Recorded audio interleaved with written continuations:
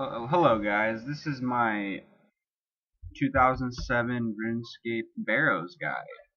Now, you're probably wondering where I'm standing. This is the Port Phasmatis Bank. Now, this city is unlocked when you complete the Ghost Ahoy quest, which is right here, somewhere, right here.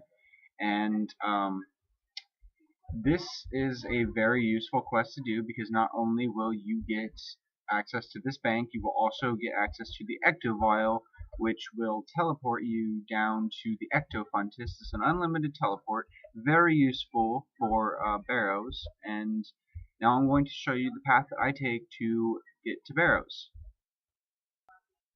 Now you're going to want to be running this way, in this general direction. You want to take this path down to Canifis, which is right here, and I will commence recording when I get there. Alright guys, well, I'm back at the Canifis Bank.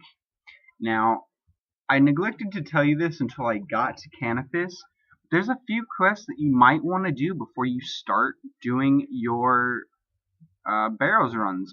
Now, one of them in particular you need for all other quests. Like, it is the base quest you need to do for this. It's the Nature Spirit quest. Now, once you finish the Nature Spirit quest, there's two more you might want to do, but one is one of the most important, and that is the In Search of Mekwith. Now, this quest gives you access to the trapdoor, which is right here, very close. And that trapdoor will take you all the way over here, and then in which case you just run straight down to the boat, which will take you in turn down to Morton. Actually, it will take you right here. And then all you have to do is just run up and you're at your barrows run. Okay, very simple, very fast. If you happen to want to do more quests to make it even easier on you, you could do the In Aid of Mekri, which gives you access to this bank right here, which is you just run back and hit up the bank there. A lot faster runs. We're talking very, very quick, people. The quest itself is pretty long. I'm not really going to go into it now, but I will show you my barrows run. So I'm going to go ahead and do a run for you guys real quick and show you how simple this is. I mean, this is great money, people. This is great money. I mean, you have to have a little bit of startup cash, and you got to have some skills because, you know, first of all, you need 43 prayer. That is a must. You need 43 prayer, people. I suggest at least 51, 50-ish, because, you know, your prayer drops really fast here. As you can see, I have a lot of prayer potions, and this is just to get me through one run, so I can safely bid for you guys. You know, with that, I'm using Slayer Dart, which, for most of the people, you need some sort of magic, unless you have super high strength or range or what have you. But I'm using Slayer Dart, which only takes 50 magic. You could do that. It's very accurate, very, very fast. And for Arims, I have my Magic Short Bow and Red D'hide Body, because you're going to need some magic defense, and Arim has a lot of magic defense when he is fighting you. Now, I'm boarding the boat here. This is going to take me directly down to where is it? Morton, and I'm just going to cross the bridge here, and I will be directly at barrows now. As you can see, there's someone else using this method now. However, you know, I'm sure a lot of you already know about this. I just, you know, I really love this minigame. You know, I only started it maybe 4 or 5 days ago, doing it, you know, for real. But, you know, I've already gotten some pretty good luck. You know, I've already gotten a Guthan's chain body, and I've already gotten Darok's plate and Torag hammers, and that's only in I think 26 loots. I've gotten 3 items so far. So I mean, if you want to try your luck on this, it's, you know, it's really worth it. You know, you don't lose a whole lot of money, and sometimes you can make some really good gains. Now, I'm standing above the platform Duroc. I recommend starting with him and working your way to the middle and then the rest of the way around. Let's get started. Just use your spade to dig, and then you will be in a crypt. Now, when you're in the crypt, equip your prayers, equip your spell, and when you're ready to fight him, search the sarcophagus.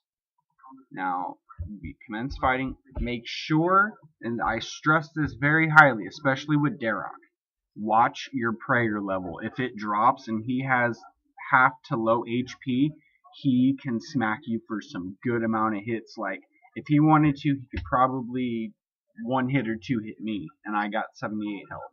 So, I mean, that I cannot stress enough. It is a very important thing to do. Yeah, it's just, I can't. There's people that will melee all the way through their barrows runs, and I just don't have the stats for that. So it takes up a lot of space in my inventory for the change-up armor. That's why usually I have full rune, but I decided not to take it this time. And that's strictly for the tunnel, because there are a lot of monsters in there that could hit you for some good deals of damage. On this one, equip your mage defense gear and put protect from mage on, and start firing at him. Shouldn't take too long. Maybe for me it takes longer than most of the other brothers because my range level is pretty low. Just never had the chance to train it at all. But in the long run, it should be fairly easy for you. I'm sure that your stats are better than I am. This is just that mine are. This is just my main. I haven't gotten into making a pure berserker yet. I just made this account to basically go and do stuff and have fun. That's what RuneScape's about. And all these people with these peers, man, like, I just don't understand. I remember back in the day, peers were a big thing, but that was just because, the wild and all that shit, and, I'm playing right now solely for the experience of the 07 gaming. Like, when all that new stuff for RuneScape came out, I'll be honest, I quit. I couldn't take it, it was too much for me, and I thought personally that they were ruining RuneScape, but I came back once I found out that they had the 07 servers, and I was really happy, like, I missed that, 07 was when RuneScape was in its prime, and I'm glad they reset to such a great year, people ask me if I miss the Grand Exchange. I don't, if they were to bring it back, I wouldn't have a problem with it, but I think the economy will be in its best hands if we don't have the Grand Exchange, because it just seems like that just encourages merchers, and that's kind of where the economy gets screwed up. That's where it starts, with high levels of merching, and items start to rise and drop, and you can never tell how much an item is, or what it's worth. It's just, you can't. I don't know. I'm not gonna sit and ramble on, but I hope you've been watching what I was doing. You just need to. It's fairly easy. Just use the respective prayers and the respective methods that are weak against. Carol obviously isn't supposed to be weak against magic, but for Slayer Dart, for some reason, it is weak to magic. Guthin, Carol, and Darok, even Torag are very weak to magic, so I just basically stay on mage for every single brother except for Aram, because I just won't hit at all with his magic defense. But yeah, other than that, I think I have one more brother left, and then I will reach the tunnel, and then I will show you how to do that. I'm going to go ahead and fast forward the video until I have finished the brothers, and then I will show you how to do the tunnel. So I will be back. Okay, guys, I am back. So there's going to be one brother you cannot kill, and that is going to be the one that leads you to the tunnel. When it asks you if you want to enter the tunnel, say yes, I'm fearless, but make sure you have 5 of the brothers killed already, because there's 6 brothers, 1 of which you cannot kill. But be ready for it. He's going to be somewhere in the cave. Now the first room, there's only 1 door you can go through, so it's really self-explanatory. You just click on the only door you can, follow that path. If it takes you to another room, there's going to be 2 doors you could click. But what you need to do is you need to think, okay, the room with the loot is in the middle. So if I'm at the very southwest part of it, I want to go up north naturally, because that would be my first guess to choose. Usually it's all up to what you think, and in this case I was wrong, so that's not the door. So it was this one. Then go through this door. God, I hate it when run runs out. Okay, and then go through this one. And this is the door. A puzzle will come up. For me, I have to do it rather quickly, or else it will mess up on me. Okay, now when you reach this stage and you've solved the puzzle and it allows you to go through the door, what you want to do is now you want to start obtaining your kill count. And how you do that is you kill these monsters until you have approximately 13 or 14 kills. I have 5 so far because of the brothers. Now if you didn't already find the brother you didn't kill, then you're going to need to get a 13 kill count, because 1 will be coming up soon, like when you loot the chest. And you're going to need to kill him before you can loot the chest. Now that will give you your 14 kill count.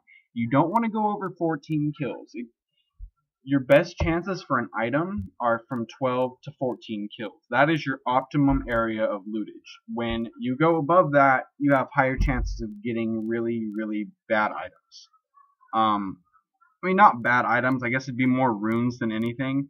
But, you know, obviously if you're doing barrows, you want the items. So 12 to 14 kill count. Now I'm going to go ahead and fast forward the video until I have my 13 kill count. I will see you guys. Okay guys, so as you can see, I'm back and I have my 13 kill count for the next one coming up, which is Iraq. Where you open the chest, make sure you're ready, make sure your prayer level's back up, because this area does drain your prayer just like in the other tombs. Now, he will come out, start hitting you, evidently, and I just died. Wow.